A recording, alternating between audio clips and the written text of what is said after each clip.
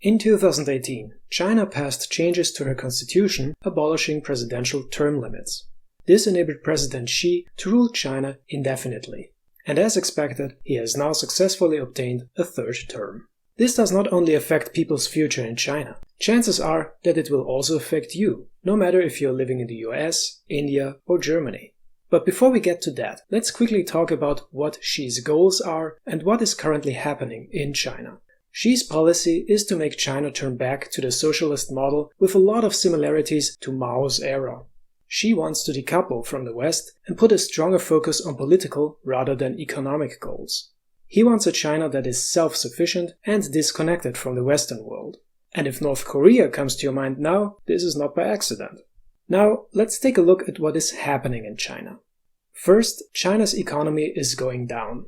On 17th of October, China announced without explanation that it was delaying indefinitely the release of economic data that had been scheduled for 18th of October. This can only mean that numbers look like crap. There are numerous reasons for this. Xi's zero-COVID policy caused tens of thousands of companies to close, there is high unemployment among young people. On top of that, there are a bursting property bubble and an aging and decreasing population. However, at least on the surface, the Chinese government doesn't seem too worried about all of this, likely because the top leaders told government officials that GDP goals are no longer a hard target. But what this means is that China, which used to be the global economic engine for the last decades, sees a shrinking demand for foreign goods and at the same time produces less goods for export. What is also happening is that supply chains are breaking down. Due to endless lockdowns, many companies have fled China to relocate to other countries, such as Vietnam.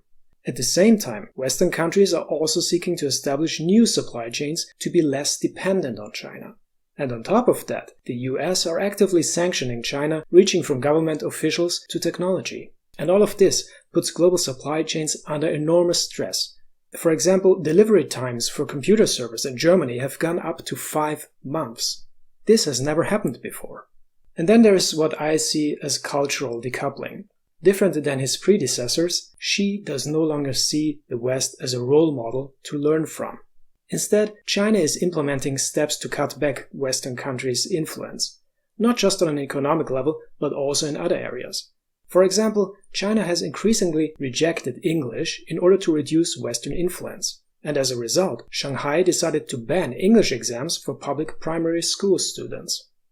And then there might be a war. Xi has repeatedly warned about Western interference in Taiwan and does not rule out using force to resolve the Taiwan issue. At the same time, the West depends on Taiwan's chip manufacturing.